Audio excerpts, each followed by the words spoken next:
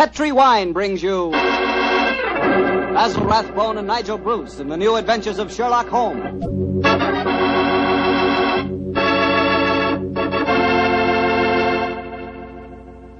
The Petri family, the family that took time to bring you good wine, invites you to listen to Dr. Watson tell us another exciting adventure he shared with his old friend, that master detective, Sherlock Holmes. And as for me, well, I'd like to tell you the easiest way I know to get the reputation of being the perfect host. Next time friends come over for dinner, before you sit down to the table, serve glasses of Petri California sherry. Petri sherry is the best beginning a good meal ever had. I say Petri sherry because Petri sherry is extraordinary sherry. You can tell by looking at it. Hold it to the light. Notice how clear it is. Notice its beautiful, deep amber color. And you can tell Petri sherry is unusual from just a whiff of its fragrance. And, of course, in the last analysis, you can tell just how fine a wine Petri sherry is by tasting it. That's the best test of all. And that's where you'll get the most pleasant surprise, because Petri sherry really tastes wonderful. A flavor right from the heart of the grape. So serve Petri sherry to your family and your friends, and serve it proudly, because the name Petri is the proudest name in the history of American wines. And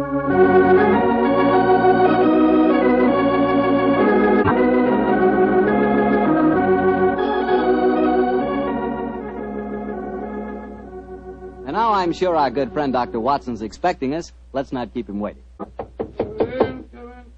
in. Good evening, Doctor. Good evening, Mr. Bartell. You'll forgive me if I don't get up, won't you, my boy? Of course, Doctor. What's the matter, a touch of rheumatism? No, I've played 18 holes of golf today. I hope that when I'm your age, Doctor, I can be half as sprightly. Oh, it's nice of you, but if you don't mind, we won't discuss the question of my age. So draw up your chair, make yourself comfortable. I'll get on with tonight's new Sherlock Holmes adventure.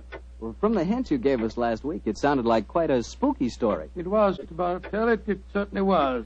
Towards the end of November in the year 1895, a dense yellow fog had settled down over London. For 4 or 5 days, it was impossible from our rooms in Baker Street to see the outline of houses opposite. A real London pea souper, huh, Doctor? Yes, my boy, and it became most depressing. The first day, Holmes had spent in cross-indexing his huge book of criminal references. The second and third had been patiently occupied with a subject which he had recently made his hobby, the music of the Middle Ages. But when on the fourth day, pushing back our chairs after breakfast, we saw the greasy, heavy brown swirl still drifting past us and condensing in oily drops upon the window panes, Sherlock Holmes' impatient and active nature could endure this drab existence no longer. He paced restlessly about our sitting room, chafing against the inaction. After several minutes of these perambulations, he turned to me and spoke. Anything of interest in the paper, Watson? News of a revolution, a possible war, and of an impending change in the government. Nothing to interest you, though. No crimes of any importance. The London criminal is certainly a dull and unenterprising fellow these days. Look out of the window, Watson. See how the figures loom up, are dimly seen and then blend once more into the foggy depths. What a day for a thief or a murderer. He could roam London as the tiger does the jungle, unseen until he pounces, and then evident only to his victim. That's a cheerful thought, I must say. Hello. I wonder who that is. Probably a visitor for Mrs. Hudson, or perhaps the local plumber has finally condescended to pay some attention to the faulty gas jet in our hallway. I don't think you're right on either count. I can hear Mrs. Hudson's footsteps on the stairs. Come in. Come in. Yes, Mrs. Hudson, what is it? Oh, excuse me, Mr. Holmes, but there's a gentleman to see you. Says it's most important, and he asked me to give you this card. Oh, thank you. Oh, Mortimer Harley, eh? Show him up, please, Mrs. Hudson. Very good. Mortimer Harley, and who's he? I've not had the pleasure of meeting him personally, but I'm quite familiar with his scientific reputation. Scientific? Oh, in what does he specialize? Oh, I suppose one might refer to him as one of the greatest authorities on all matters connected with the occult. You mean the fellow dabbles in supernatural stuff and all that sort of thing? I mean, my dear Watson, that Mortimer Harley is an extremely intelligent man with a thoroughly comprehensive and scholarly knowledge of his field and an intense belief in the existence of the supernatural force. Now, here he is to speak for himself. Oh, come in, Harley. Thank you, Mrs. Hudson. You're Mr. Sherlock Holmes? Yes, sir. This is my colleague, Dr. Watson. How do you do, Mr. Harley? How do you do, Doctor? Won't you sit down, sir? Thank you. Well, You fellas are probably wondering who I am and what's brought me here. Well, we're not wondering who you are, Mr. Holly. My friend Holmes was just telling me of your scientific eminence. I'm flattered that you know of me, Holmes. Just the same, you're wondering why I'm here. Naturally, sir. Well, since you know I'm a student of the occult, I'll get right down to my problem. Mr. Holmes, have you ever heard of the Headless Monk of Trevennis Chapel? Oh, yes, indeed, Mr. Holly. An apparition to be counted among our more intangible national treasures, I should say. I'm sorry to appear stupid, but I have never heard of the Headless Monk of whatever it is, Chapel. Well, then, let me tell you about it, Doctor. Yes, I wish you would. Trevennis Manor in Cornwall was once an abbey. It was expropriated during the reign of Henry VIII, and several of the monks were killed in some of the minor difficulties attendant on such an act. But one of the murdered monks, a certain Brother Hugh, the chapel organist, was persistent. He still haunts the chapel today. He still plays the organ, and since he was beheaded, he always appears headless. It's a charming little legend, Mr. Harper, but you don't expect us to believe it's anything but a legend, surely. Ah, skeptic, eh? How about you, Mr. Holmes? I'm extremely curious to know why you come to see me, Mr. Holly. I'll tell you why. I have a rare opportunity to investigate the phenomena. You see, the son of an old friend of mine, a young fellow by the name of Leonard Miles, is secretary to the owner of Trevennis Manor. He asked me to stay there, and I find the invitation irresistible, particularly since the phenomena have curiously increased of late, Mr. Holmes, almost as though some more mortal agency were motivating them. Oh. Now I see why you've come to me, Mr. Holly. I knew you would, Holmes. You see, I'm like my good friend and fellow investigator, Carnacki. I believe in being prepared to meet phenomena on either the natural or the supernatural plane. If the phenomena are real, they may fall legitimately in my field. Whereas if, as I'm sure you suspect, they are being controlled by human forces, then you think that's more in my department, eh, Holly? Exactly. Well, what do you say, Holmes? That a trip to Cornwall would be a nice few days. We'd probably escape the fog down there. Oh, the places with the weather, Watson. What? I'm much more concerned with the fog that surrounds the appearances of the Headless Monk of Trevennis Chapel. And Mr. Holly, I accept invitation with pleasure. There's still time to catch the Cornish Express. We can be at Trevennis Manor before the moon...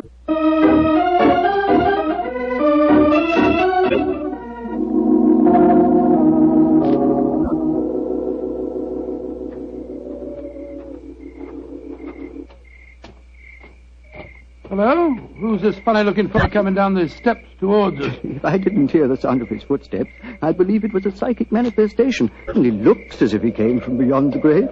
Who be ye, gentlemen? Where be ye going? Well, supposing you tell us who you are first, my good man. Who be I? I be David Pendragon, sir. That's who I be. Stable hand here at the manor. And I ask you gentlemen again where you be going. We're staying at the manor, and we're just going to take a look at the chapel. Oh, don't ye do that, sir. People that go in there don't often come out the way they go in, sir. Don't ye do it, gentlemen. What are you talking about, my good fellow? I be talking about the ghoulies and the ghosties and the organ music that comes out of the nowheres. You've heard it? Of course I heard it, sir. Just like I seen the poor monk walking around without his head on. Take us into the chapel, will you? And show us where you saw the figure. Aye, that I will not, sir. Not for all the gold in Porthcawl will I go back and chance seeing the poor lost soul wandering about without his head on. You gentlemen know what's good for ye. You'll not go in there either. Mark the words. Don't ye go in that chapel. Extraordinary chap. Seems really frightened of the place. Yes, but it's more than blind superstition that accounts for his reluctance. Let's go in, shall we? Well, I suppose it's all right.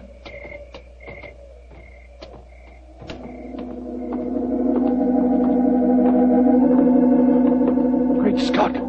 Listen to that. The organ. The ghost's playing it. We're extremely fortunate. A psychic manifestation as we enter. Remarkable. Psychic manifestation. Rubbish. Look who's sitting at the keyboard. It's Holmes. Holmes? What's the matter, Watson? What's the matter? You frightened us to death, didn't he, Holly? Oh, speaking for myself, Doctor, it disappointed me. I thought it was a genuine phenomenon. What do you think you're doing, Holmes? I thought you were still behind us. I'm sorry if I frightened you, Watson. I was curious about this organ. I slipped in by the side door ahead of you and tested the instrument. It's in astonishingly good condition for a disused chapel, don't you think, Harley? Yes, I do, Holmes. One might reasonably presume that someone tends it with great care. In fact, I would go further and say... What are you doing in here? We are guests at the manor house, and we decided to pay a visit to the chapel before we paid our respects to our host. Oh. My father is your host. I'm Dorothy Brownlee. How do you do, Dorothy? My name is Holmes, and these gentlemen are Dr. Watson and Mr. Harley. How do you do, Dr. Watson? Mr. Harley. I heard the organ music, and I was terribly frightened. You've heard of the legend, I suppose. You mean about the headless monk and the ghostly organ and music, Miss Brownlee? Yes, Doctor. And it's more than a legend, I assure you. That's why I rushed over here as soon as I heard it. It must have frightened all the servants within hearing distance. Why were you playing the organ? I'm curious to see whether it's in good repair. Obviously it is, Mr. Holmes. Well, my father and his secretary, Mr. Miles, are expecting you, I know. Let's walk over to the house, shall we? I'm sure you've seen enough of the chapel for tonight.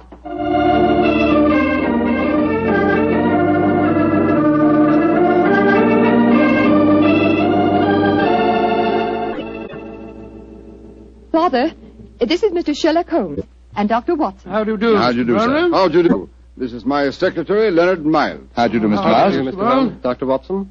I'm afraid Mr. Brownlee is rather angry with me. I hadn't told him that you were an expert on psychic phenomena, Mr. Harley. I fail to see why the knowledge of that fact should make you angry, Mr. Brownlee. I don't want you ferreting about into this so-called ghost business. There's been enough trouble in the neighborhood already. It's almost impossible to keep servants, and these Cornish people are incredibly superstitious. You haven't seen the ghost yourself, Mr. Brownlee? Oh, of course not. There isn't any ghost, I tell you. You heard the mysterious organ playing? No, I haven't. And I don't want to talk about it anymore. Yes, what is it? David Pendragon's at the door. He's very anxious to see you, sir. Pendragon? Oh, very well. Tell him to come in. Yes. David? What does he want, I wonder? Pendragon, that's the fellow we met outside the chapel, isn't it? Yes, quite a colourful character. Oh, he's a superstitious old fool, if you ask me. But he is a good groom. Yes, Pendragon, what is it? Begging your pardon, sir, but there be trouble at the chapel again tonight. I says to myself, David, 'tis your duty to go to the master, I says. Never mind. What's the trouble? As the moon was hanging low tonight, sir, I hears the organ a-playing. But that was Mr. Holmes, my good man. Aye, that's what he thinks, maybe. But what I says to myself is, what made him play the organ? And then this very night, I saw the headless. With my own eyes, I saw that poor soul with his head off, wandering in the moonlight. I saw that, sir, with my own eyes, I did. Oh, get out of here, you blithering old fool. And I'm warning you, if I hear any more nonsense about this ghost, you'll lose your job, you understand? Now come along, be off with you. Aye, sir, begging your pardon, sir. Come on, I'll give you chaps a drink. Mr. Brownlee seems absolutely rabid on the subject of the ghost, eh? Yes. Suspiciously so. What about he's trying to... Whatever it is, I don't think he'll be successful. In your profession, Holmes, you know that murder will out. It's true in my profession also. Try to suppress them as you may, gentlemen. Ghosts will out.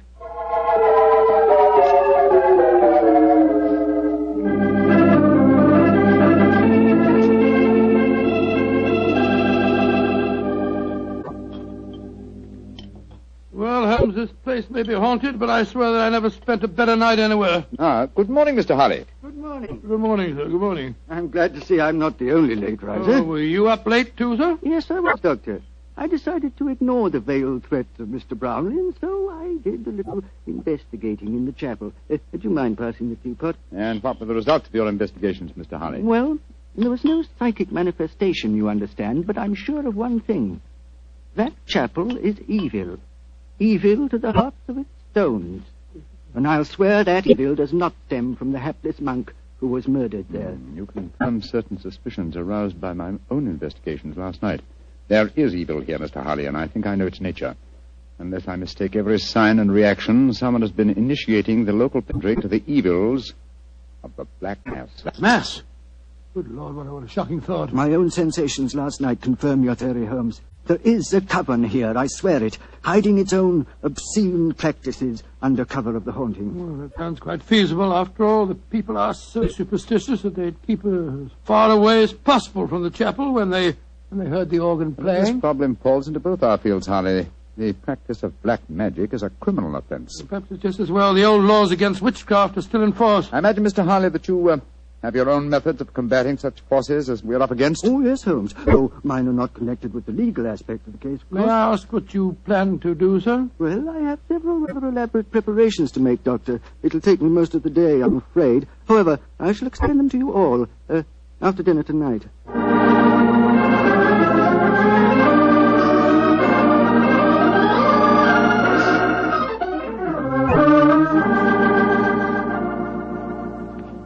It's very pleasant to sit here after a good dinner with a superb brandy at one's elbow and listen to the piano being so charmingly played. You're very kind, Want to play something more, Miss Brownlee? I'd love to. Are you enjoying your stay down here, Oh, Mr. very Holmes? much, thank you.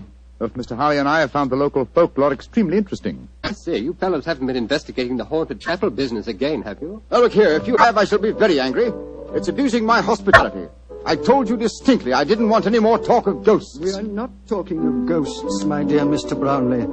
I have something even more important that I must fight now. It's possibly a little hard to imagine me as a crusader. Me, the souped little man, beside the four of you, as toweringly tall a quartet of men as I have ever faced. And yet, I am your St. George. What on earth are you talking about, sir? I'll tell you in secrecy. This mustn't reach the ears of the peasantry. I refer to myself as St. George because I go to wipe out an evil that lives in your midst. A living, modern dragon. Please, Mr. Harley. That sounds dreadfully frightening. And to rid you all of this fiend, I must cleanse the chapel, purify it, exorcise it, remove its residue of psychic evil. That, gentlemen, is my mission tonight. Dorothy! She's fainted. Get some smelling salts, quickly. I'm afraid you were a little too graphic, Mr. Harley. I'm sorry if I frightened the young lady, but I'm sure that after tonight she will have no further grounds for fear in Trevennis Manor.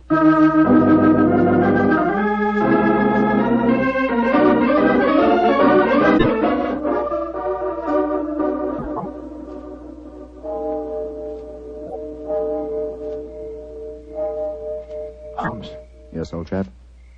did you hear anything? Nothing but the owls and the clock striking midnight. I'm getting all jumpy. What do you suppose Harley's up to? I can imagine his procedure. Midnight, the crucial hour, I suppose, in his endeavors. I wish him luck. My own plans are not nearly as clear, unfortunately. I sense a guiding force here, but I lack the clues. There is something, Holmes. Listen. Great heavens! It's the organ in the chapel. And Harley's in there alone. Not alone. Listen to the organ. Pealing forth its madness. Come on, Watson. Something has gone horribly wrong.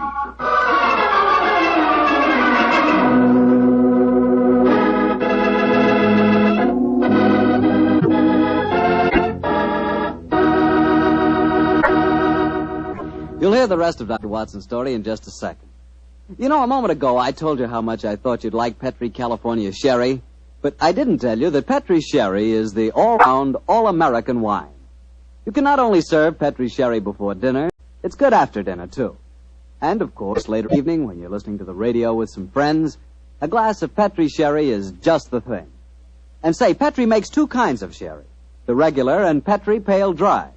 To make sure you get the one that you like best, do what I do. Don't buy one, buy two. But remember, always buy Petri.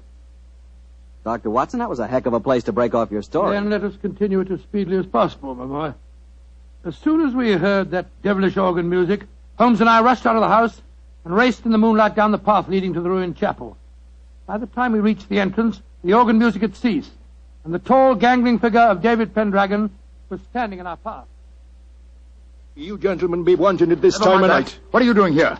I be here because the gentleman gave me 5 shillings to stand outside here and see that no one disturbed him. That's why I be here. And nobody did come or go. He still be there, he be. But when you heard that organ music, why the devil didn't you go in? Organ music? I heard no organ music, come on, sir. Watson.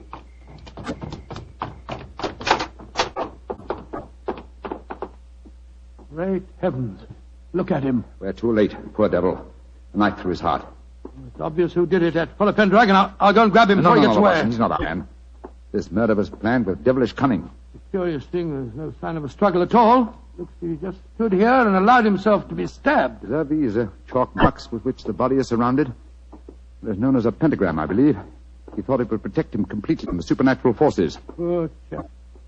For once his researches went too far. Yes, because they touched not on the supernatural, but upon natural evil. And remember, Watson, that only 3 people besides ourselves and David Pendragon knew of this vigil. Yes, Brownlee, his daughter, and young Miles, the secretary. Exactly.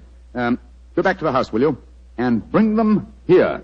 Perhaps we can lay a ghost by trapping a murderer.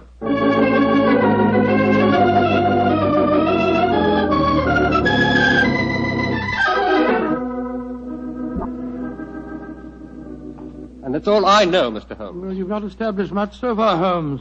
The three of them all swear they were asleep and that they didn't hear the organ. Yes, then you can't prove otherwise, I think I Holmes. can prove that one of you was not only awake, but also murdered Mortimer Harley. But why should any of us want the poor man dead, In Mr. your Holmes? case, young lady, I confess that I find it hard to conceive a motive. Implying that Mr. Brownlee and I might have one. Well, Mr. Miles, you must admit that you're responsible for Mr. Harley coming here. And you, Mr. Brownlee, must admit that you did everything in your power to prevent the dead man from carrying out his investigations. Why?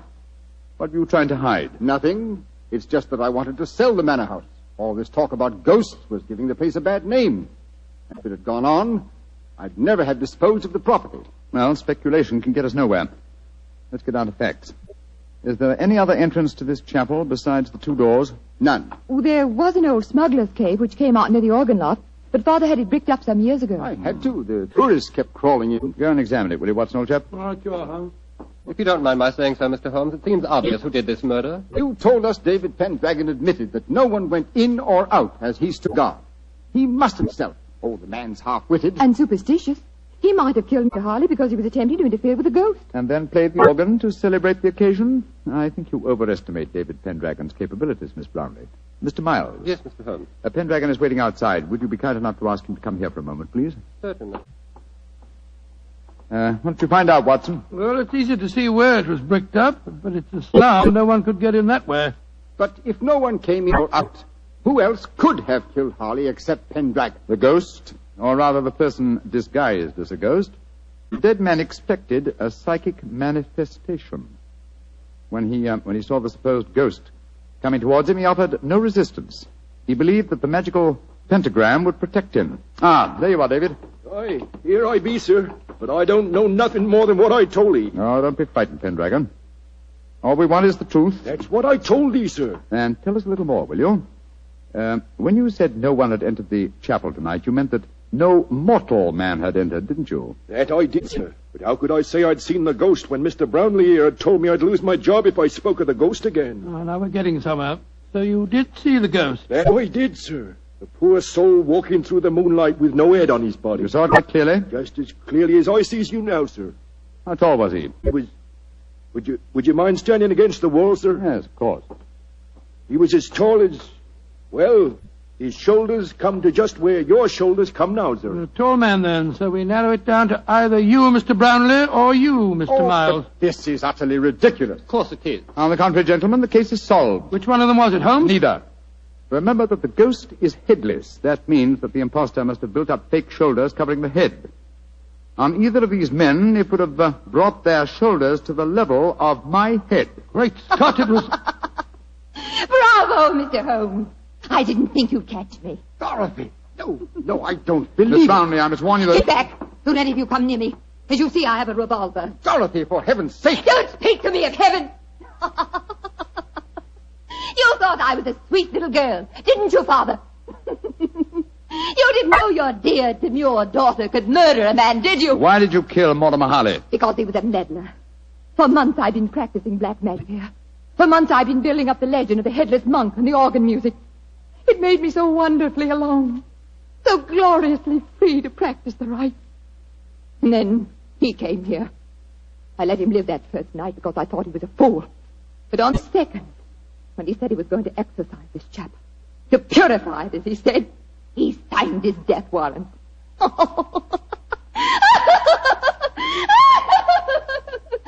you could have seen his face, if you could only have seen his stupid, startled face as I plunged the knife into him. Dorothy! He bled so beautifully. Holmes, she's mad as a hatter. What are we going to do? Brownlee, give me that revolver. And let you take me to prison or an asylum?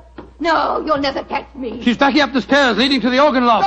Dorothy, come back! Don't try and follow me. Look out! The railing's behind you. And turn my head. Oh, no, Mr. Holmes,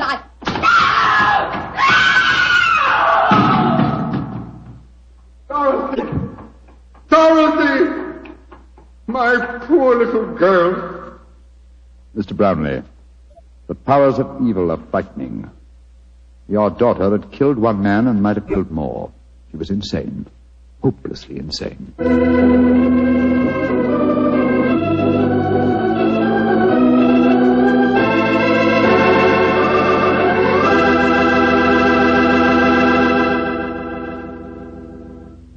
Well, Doctor, that was quite an exciting story. I wish I could play the organ and write music for it. There's nothing like music to really express a thought. Yes, I can just imagine the kind of music that you'd write. Probably catchy little ditties such as, "The family took the time to bring you such good wine.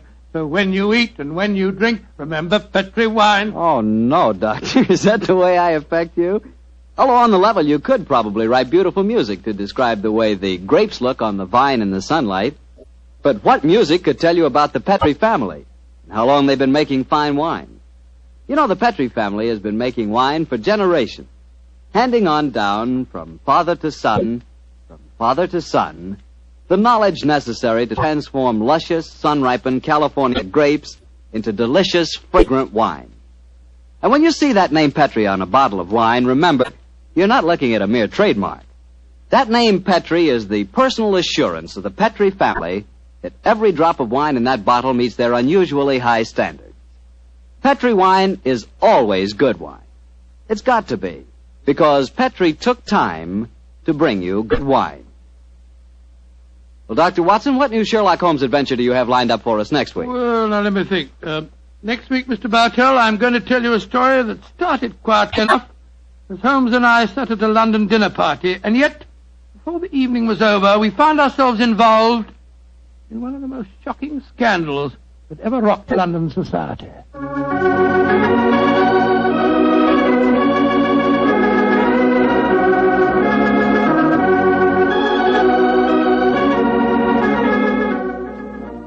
Tonight's Sherlock Holmes adventure was written by Dennis Green and Anthony Boucher and was suggested by an incident in Sir Arthur Conan Doyle's story, The Adventure of the Devil's Foot. Music is by Dean Fossler. Mr. Rathbone appears through the courtesy of Metro-Goldwyn-Mayer, and Mr. Bruce through the courtesy of Universal Pictures, where they are now starring in the Sherlock Holmes series.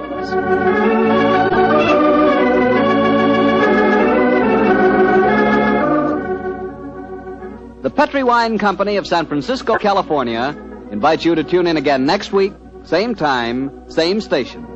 Sherlock Holmes comes to you from our Hollywood studios.